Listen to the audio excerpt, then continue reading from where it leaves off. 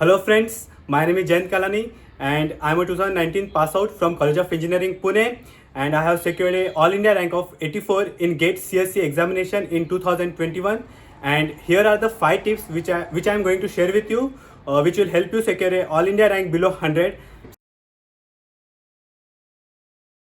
Here are the 5 tips, and tip number 1 is preparation strategy.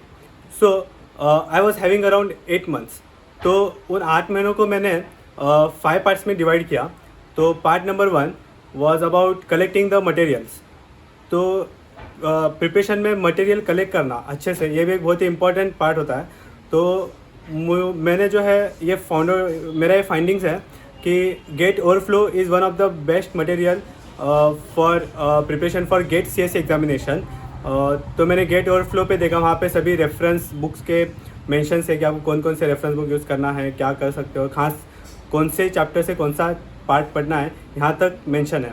और फिर second मुझे ये भी दिखा कि एस का जो पोस्टल कोचिंग है वो भी बहुत ही अच्छा खासा है. हर एक किताब में कंसाइज और ब्रीफ वे में हर एक टॉपिक को एक्सप्लेन किया गया है, और हर एक चैप्टर्स के पीछे क्वेश्चंस हैं, वो भी बहुत ही इंपॉर्टेंट है. तो इसलिए फिर मैंने एस पोस्टल कोचिंग भी ज्वाइन किया. और टेस्ट सीरीज़ जो है वो मैंने मेड इजी, RBR और एस, ऐसे 3 टेस्ट सीरीज़ लगाई थी. तो स्टेज 2 में ऐसा है कि मैं सेल्फ स्टडी कर रहा था.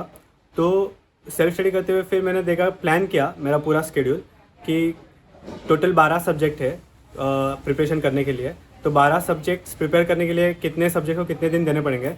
तो मैंने तकरीबन 8 से 10 दिनों में एक सब्जेक्ट का प्रिपरेशन किया. तो तब मैं अच्छे से पूरा सब्जेक्ट पढ़ता था. और फिर जो एस की जो पोस्टल कोचिंग जो मैंने लगाई थी, तो उसमें जो किताबें थी सब्जेक्ट वाइज, तो वो मैं रेफ़र करता था. और फिर उसके पीछे जो क्वेश्चंस है वो मैं सॉल्व करता था हर एक चैप्टर के पीछे. So this has help me a lot in building up my concepts at a very basic level. और साथ ही साथ मैं सब्जेक्ट सॉल्व करके RBR के जो चैप्टर वाइज जो क्वेश्चंस थे वो टेस्ट थी, वो मैं सॉल्व करता था. तो मुझको समझता था कि मुझको कितना अंडरस्टैंडिंग हुआ है सब्जेक्ट का. तो ये था मेरा स्टेज 2. अबाउट स्टेज 3 में मैं टेस्ट सीरीज सॉल्व करता था. तो मैंने 3 टेस्ट सीरीज लगाई थी. एक जो एस की थी जो पोस्टल कोचिंग के साथ आई थी, एक RBR की जो मैं सब्जेक्ट वाइज सॉल्व करता था, और एक मेड इजी की. तो मॉक टेस्ट जो है वो मेड इजी के मुझको बहुत अच्छे लगे, लाइक गेट लेवल. और RBR के जो है RBR की जो टेस्ट सीरीज़ है वो like at the preparation time in the initial days वो अच्छे है. और as I feel like not means I will rate it around 3 on 5. So this was about the test series in the stage 3. और फिर उसके साथ ही साथ मैं टेस्ट सीरीज देता था और एनालाइज भी करता था. और फिर प्रीवियस ईयर्स के जो टेस्ट सीरीज़ है like around year wise test series, वो आपको गेट ओवरफ्लो के साइट पे मिल जाएंगे, जो कि मुझको बहुत ही देर से पता चले. I hope you are listening to this video and you get to know it very early in your preparation days कि गेट ओवरफ्लो के वेबसाइट पे previous year wise test series है, and you solve those which are really very very helpful to you. And it has really improved my score in the last days of my preparations. मैं chapter wise previous year question solve करता था, और फिर revise भी करता था. जो मैंने स्टेज 1 में पढ़ा है चैप्टर वाइज वही फिर से रिवीजन भी करता था किताब में से. एस की जो पोस्टल कोचिंग की किताबें थी उनमें से ही करता था. तो इससे क्या हुआ कि रिवीजन भी होती गई, और फिर चैप्टर वाइज क्वेश्चन भी सॉल्व करते गए आप प्रीवियस ईयर्स के. तो फिर एक लेवल बनती गई which help me a lot later on in the stage 3. So importance of analyzing test series is कि आप देखो टेस्ट सीरीज सॉल्व करते हैं और फिर उसका एनालाइज नहीं करते हैं, तो फिर आपको ये पता नहीं चलता है कि आप कहाँ गलत हुए हो, और आपको आपके स्ट्रॉन्ग पॉइंट्स कौन से हैं, वीक पॉइंट्स कौन से हैं, आपको कहाँ प्रिपरेशन करना है. तो ये सभी पॉइंट्स का जो एनालिसिस होगा वो आपको टेस्ट सीरीज में मिलेगा. तो उसको अच्छी तरह से एक एक क्वेश्चन एनालाइज करके, लाइक मेरा क्या होता था, मैं पहले सुबह के 3 घंटे टेस्ट सीरीज देता था 9 से 12, और फिर 12 के बाद में जो समय होता था in stage 3 in the days of stage 3 मैं वहाँ पे एनालिसिस को बहुत ज़्यादा टाइम देता था, like around a whole day for analysing a single test. So that was my plan. So I hope this tip will help you in getting a rank below 100. Here goes the tip number 2, daily schedule. Daily schedule is very very important to keep our mental vigor.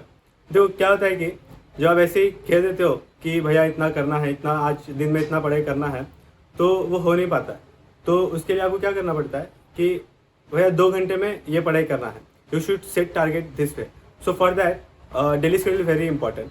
तो फिर मैं क्या करता था जब मैं stage 2 में था, like when I was revising all the subjects in the initial stage, तो मैं डेली शेड्यूल ऐसा करता था कि लाइक पहले 2 घंटा पढ़ना है, फिर दोपहर में 2 घंटा प्रॉब्लम सॉल्विंग करना है.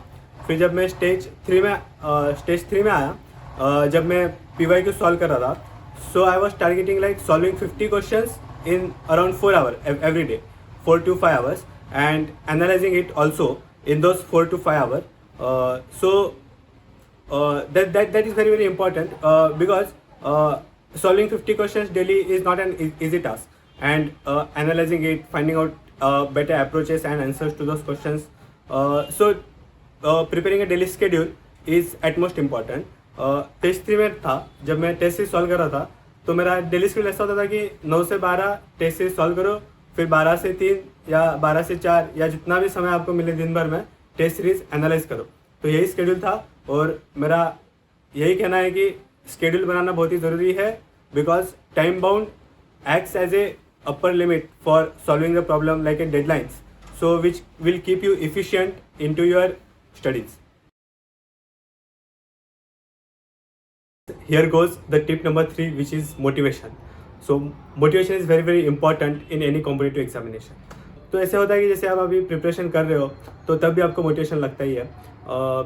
तो देखो अभी आप जैसे प्रॉब्लम सॉल्व कर रहे हो, आज मन नहीं है, या फिर प्रॉब्लम सॉल्व करने का मन नहीं कर रहा है, और तो तब motivation is very very important कि आप क्यों कर रहे हो. Basically that keeps you driving.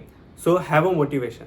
My way of getting motivated was like मतलब मुझे जब ऐसा लगता था कि आज सॉल्व नहीं करना है, तो फिर मैं यूट्यूब पे टॉपर्स के इंटरव्यू वगैरह देखता था, और फिर कभी कभी म्यूज़िक सुनता था. तो फिर लाइक चलो आज जो पढ़ाई जो टारगेट जो आज बचा है उसको कंप्लीट कर ही लेता है. तो in that way I used to stay motivated and get focused. और साथ में मेरा एक दोस्त भी था, तो हम दोनों कभी कभी डिस्कस करते थे और एक दूसरे को मोटिवेट भी करते थे. So if you find a companion for your self in your preparation, that would be like feather on a hat. Here goes the tip number 4, health and play. So the health is my philosophy, which I believe is nothing at the cost of health.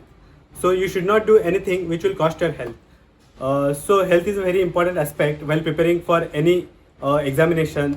In a long term aspects also, health is very important. So plan your schedule accordingly so that you can do your yoga, meditation, pranayama to maintain your health and fitness, or gym if you like so, and also spend some time into playing the outdoor games, which are very helpful in refreshing the mind. क्योंकि क्या होता है कि आप continuously जब पढ़ाई करते रहते हो, तो वो it's like you reach a saturation point, और फिर जब आप बाहर जाके खेलते हो, कूदते हो, तो फिर क्या होता है कि आपने जो पढ़ा है वो सबकॉन्शियस माइंड में रन होते रहता है पीछे, और फिर you remember in a very better way. So you should focus on your health and physical and mental well-being also. Number 5, which is consistency. So in the overall preparation, consistency is very very important. You study for at least 4 to 5 hours every day, and that too consistently. मतलब आपको बीच में लगेगा कि भैया आज मन नहीं है, आज स्किप कर देते हैं, लेकिन मेरा ये कहना है कि at least you should solve around 10 problems instead of 50 problems which you are targeting daily. At least read something, do something daily, and don't skip a single day. That will help you a lot into your preparation. And I have shared the links which I found helpful in my preparation into the below description box. If you find these tips insightful and helpful, please like, share and subscribe so that it reaches more and more GATE aspirants who are preparing for GATE 2022 CSE examination. If you have any questions, please comment it down. Thank you.